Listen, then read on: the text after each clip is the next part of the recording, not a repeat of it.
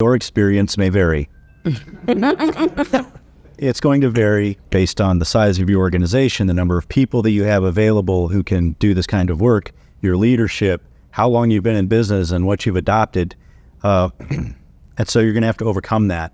Number one, leadership buy-in, because this is an investment. It's really going to cost a lot of money and time to get done. Secondly, it is going to be a barrier to business. If you don't have CMMC certifications, you're not going to be able to compete. You will have to leave the defense industrial base. It's important for your leadership to understand that going in.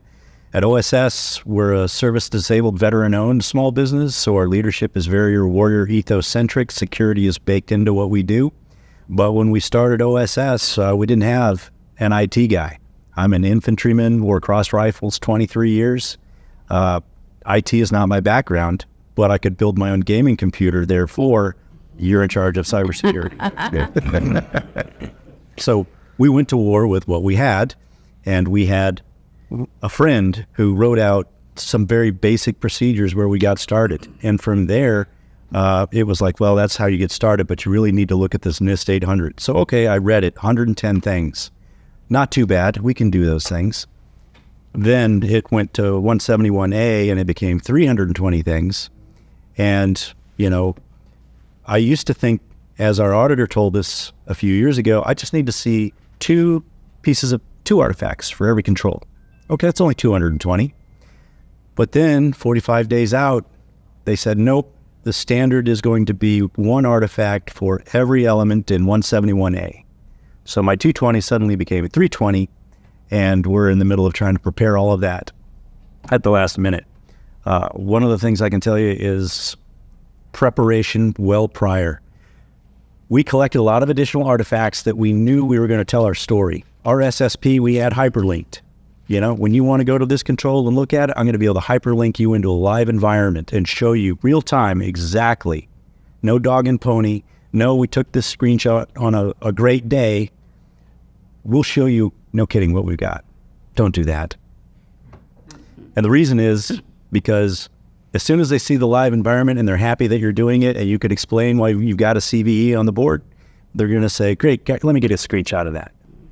And so you're going so fast and you're making screenshots.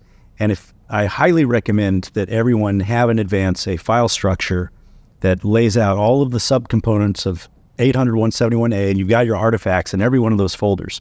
So when they jump back, it's all nice and organized. Because what I did was, they want to see this dashboard, and I'd name that dashboard and I'd save it into my artifacts list, and then come time to recall it, and I couldn't remember what I named it. So I'm sitting there, everybody's looking at me, the stress rises, and you get dumber the higher your stress level goes. And so it's like, all right, write it down. I'll have to find it later. And anything that we did live link into the environment, and they said, give me a screenshot for that. So they wanted to take a body of evidence away. So that means you would need to have your entire body of evidence prepared in advance. It'll really save time. And when I say body of evidence, not only for the artifacts you intend to show, but the entire body of evidence for everything in your IT stack. If you're running in a FedRAMP IL5 cloud, you need to have that FedRAMP certificate listed in your SSP for every product and service that you draw from. Because if not, they're going to say, well, go look it up. And there you are trying to prove the FedRAMP status of everything.